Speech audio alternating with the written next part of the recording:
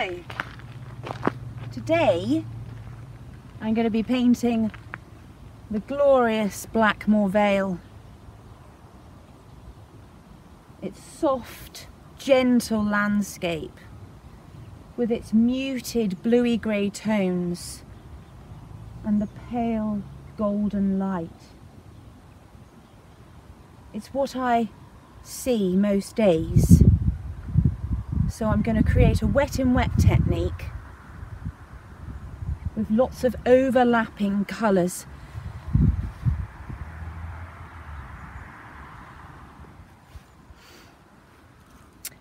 I'm just going to show you, I've got these 3 colours that I'm going to use as a 3-colour technique today. If you really look beyond the earthy greens, you've got the beautiful coppers and golds and oranges. You've got these burnt oranges that are still in the trees and in the light. So I'm going to use warm orange Daleroni. We've got golden ochre, which is Winsor & Newton fine art paints.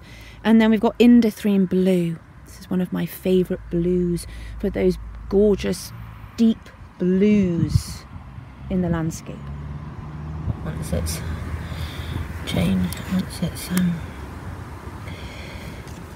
I'm glad it's not cold today. Right, have I got enough blue? I might need a bit more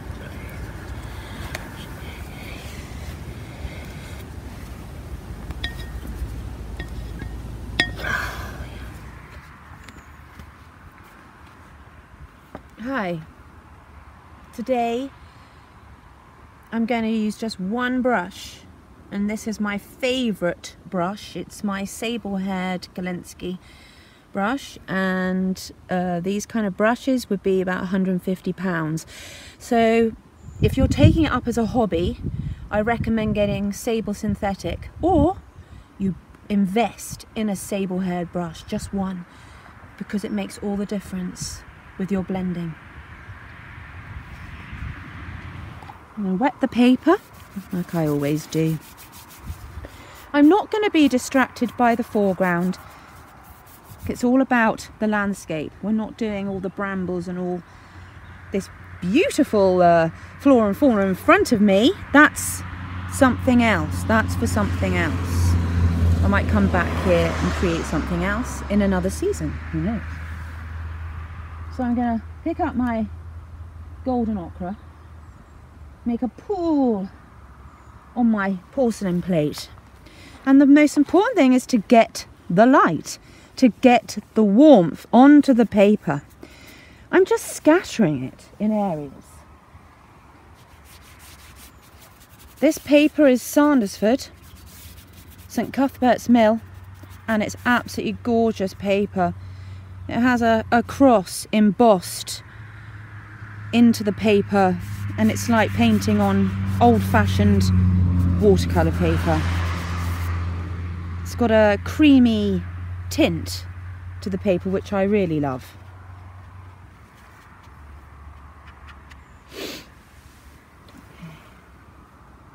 So now I'm going to mix that really warm, vibrant orange. It looks really strong. I'm just going to drop a few areas in, because I just feel like doing that, because I feel that as the sun's starting to drop, I mean, I'm looking across there, you've got some sort of orangey tones slightly in the sky.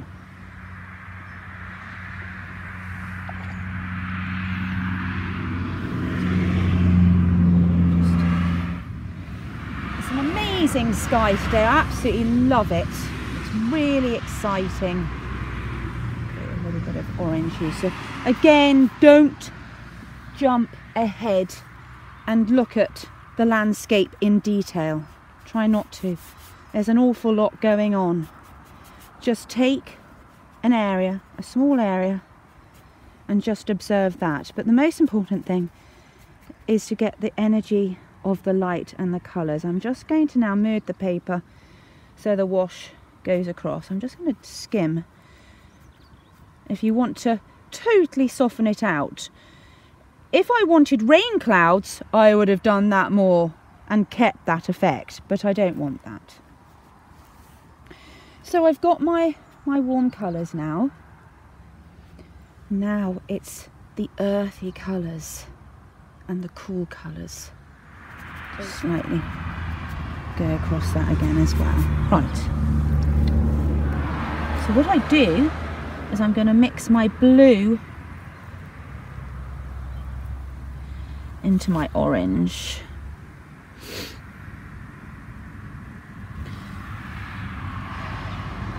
And I'm going to create a little bit of a cloud. I love that cloud coming across there. Okay, and a little bit of that coming across there. And then I need a little bit more paint. And here we go. I'm going to use the same colour as I have done in my sky to project the hills.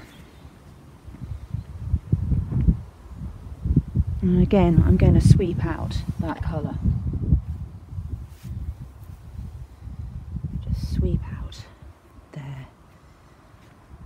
And again, just move that across.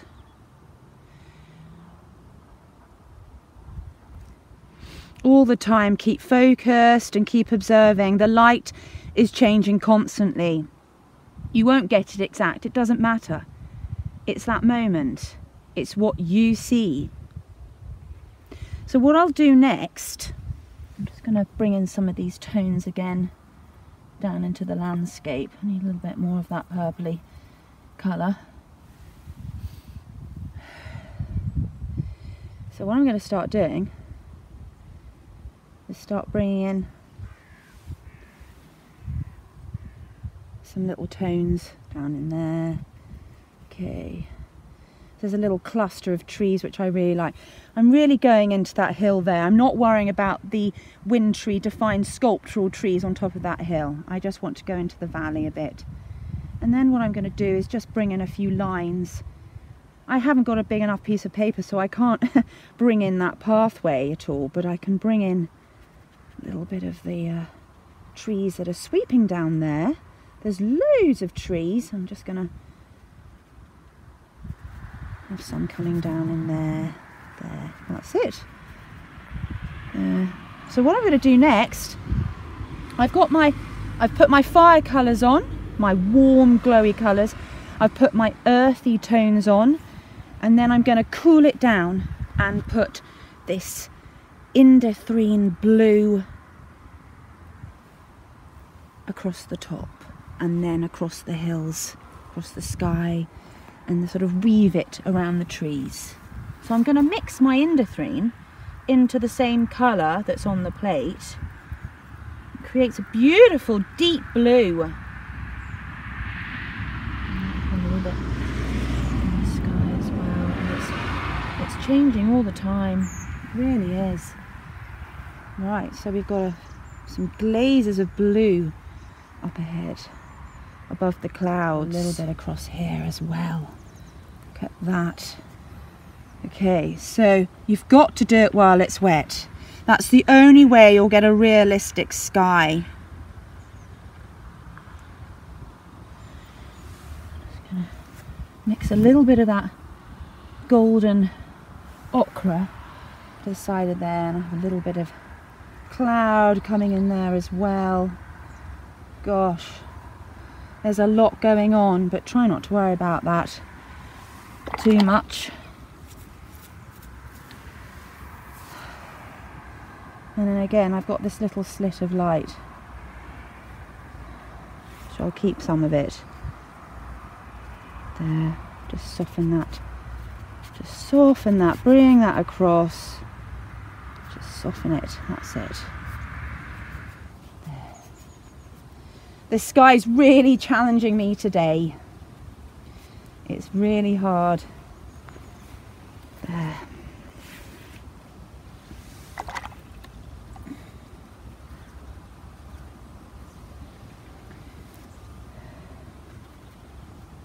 Just highlight a little bit there. A little bit in there. There's a little bit of light in there. I'm very tempted to use my fingers, which I've just done. Let's go back to the hill. Drying a lot quicker, so I've just taken my indothrene, which I mixed into all the other colours, and I'm going to sweep that across. Okay. So you get this lovely sort of hill line and down.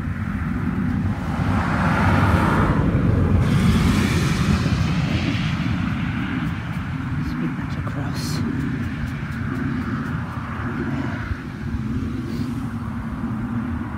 Back to my trees now. Create a few more trees coming across here.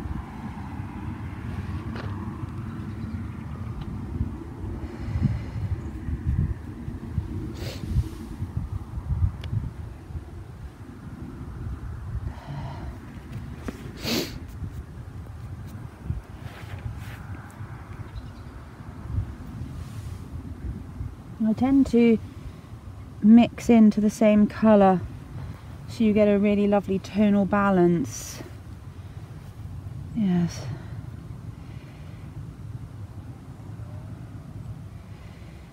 Okay.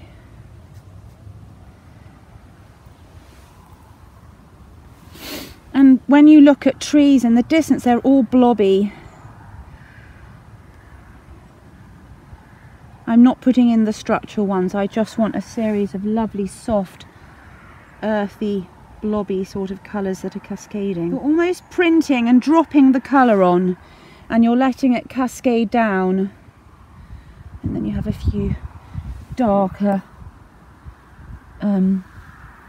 sweeps that come underneath it for the contours of the fields. Okay, so I'm going to bring that across now. There. All I'm doing is just studying the hills and the woodland quite far back. Well, that's interesting, that. But I'm just going to... It's where the paper hasn't... It's where the colour hasn't taken.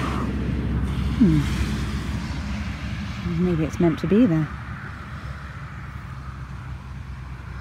And you just have to keep putting your colours on, because they obviously fade, but not all over. Just do it in areas, not too much. Okay, back to the hills. Well, I might do, maybe I will. Here we go. Right, so now I'm going to focus on down here.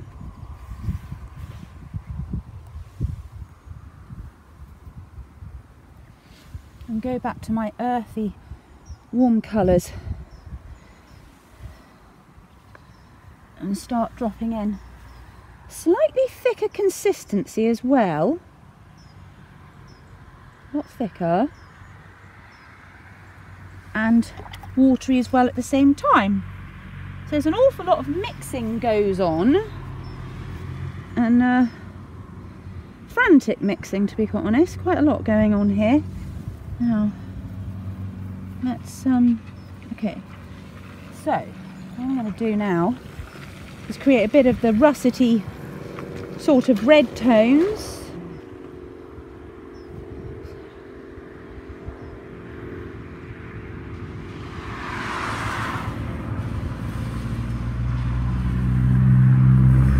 Just sculpturing a little bit there.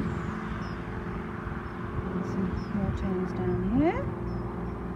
What's lovely about the Blackmore Vale is it's almost you know, when the sunset is really strong, which is not today though, but it's like being in Tuscany a little bit, but obviously the trees are different,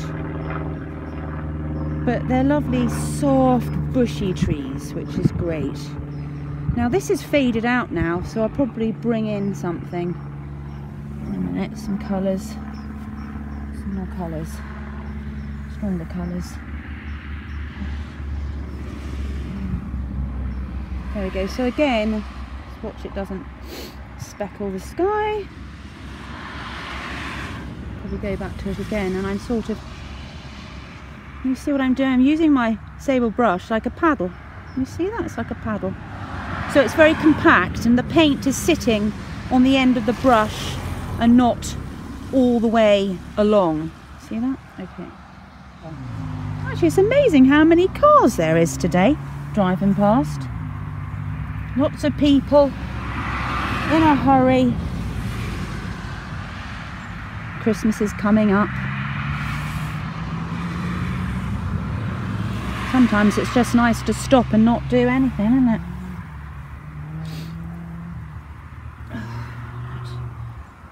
So what I'm going to do now is I'm just going to slightly then go underneath all these trees, just very quickly again.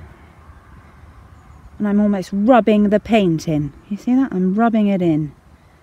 Again, I have to keep going back to my plate to get some more colour.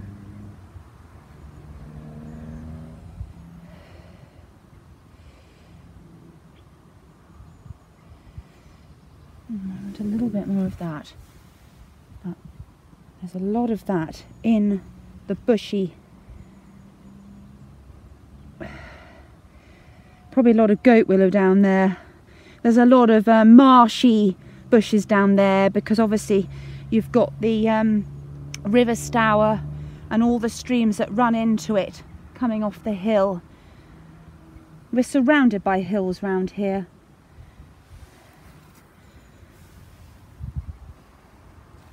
Going back over this again.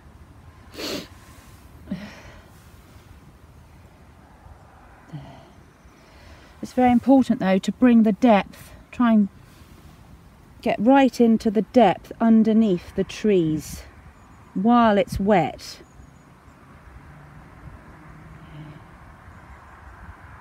In areas, not all over, but just in areas. And there's a really dark bit in there. Obviously when you're sketching outside you can't do every single bit of detail. It's impossible.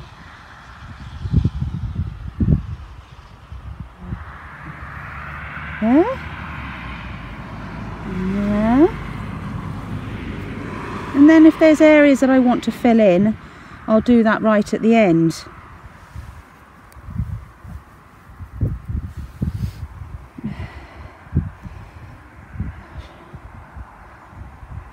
There's just so many different colours. I might use the paint really thick there. There, look how thick I'm using it there. Just for a change.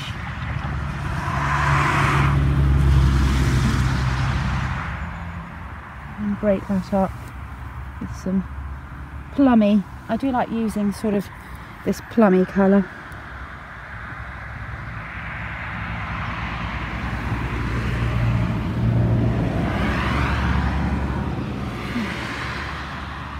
Just in there. Right.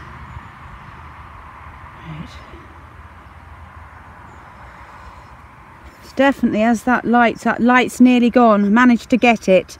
There's hardly any left now. That's how quickly you have to work. You have to time it to perfection this time of the year because it's changing so quickly. Bring this out. But I don't want it too defined. Just a little hint there. There's a little bit in there. I want that a bit more earthier. Just in there. That's it. A little bit in there. There. Across to there. There. Need a coppery colour there. Going in there. Just that bit there. That's it. Coming up just a few more in there. Again, it's just overlaying of colours. Really thinking where you're going to put the colours. There,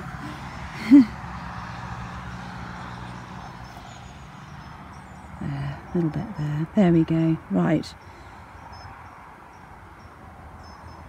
It's just that little dip in there. I want to bring that out again. And then we're complete. almost, I say.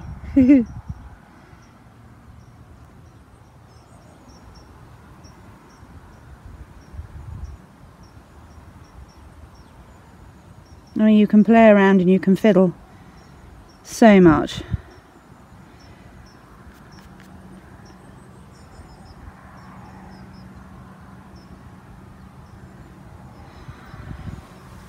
A little bit more there, and then we're done.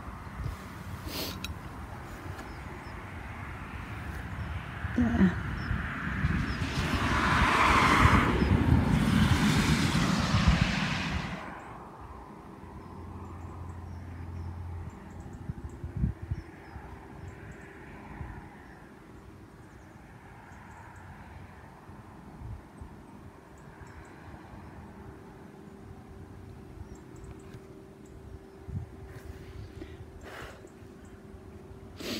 And if you get like a little hair or a little marking on it, don't try and pick it off. Don't try and do anything until it's totally dry. And then you can get a putty rubber or, you know, some sort of rubber, and hopefully it'll come off.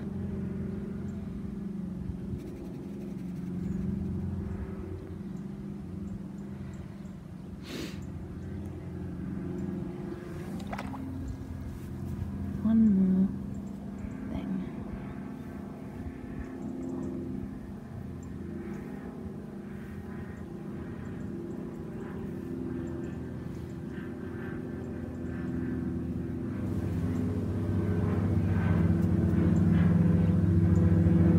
So what I'm going to do now is just slightly go over in areas. Maybe not in there, I quite like that. I'll just put a little bit, not too much, of a little bit of green just over that wash, but not too much.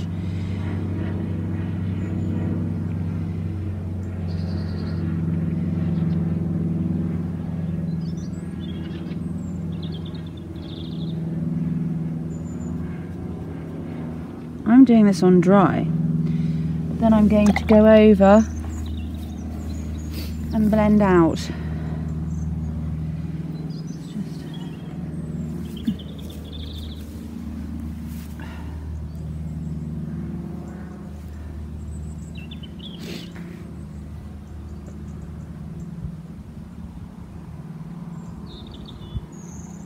And you can even drag some of the colour very gently across.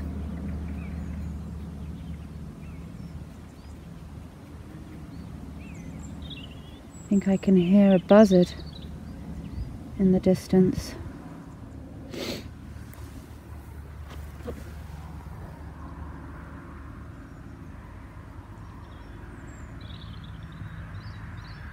Very gently. A little bit like that.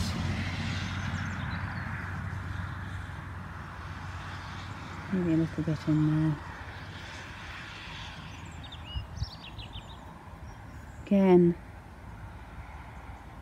use your brush, what makes you feel comfortable. You don't just use it one way, come towards yourself as well.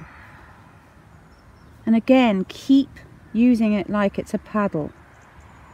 Don't use the point of the brush for this.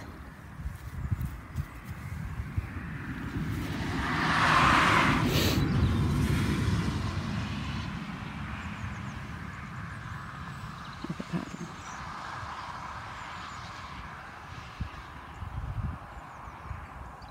Be very tactile with the way you blend.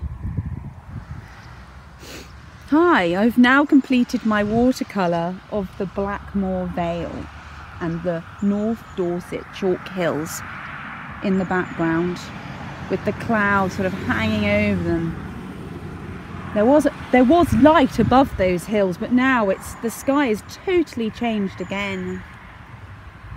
So we're coming towards the sunset time nearly, but there won't be much of a sunset. There'll be the mist and the drizzle, and the rain is coming across from the west. I've really enjoyed painting here, even though we're by a road, but we're in nature, and the colours, I love these colours because I've been able to use my indifferine. So I've just gone into a small area, and it's just showing you how you don't have to paint the whole of the scene that's in front of you.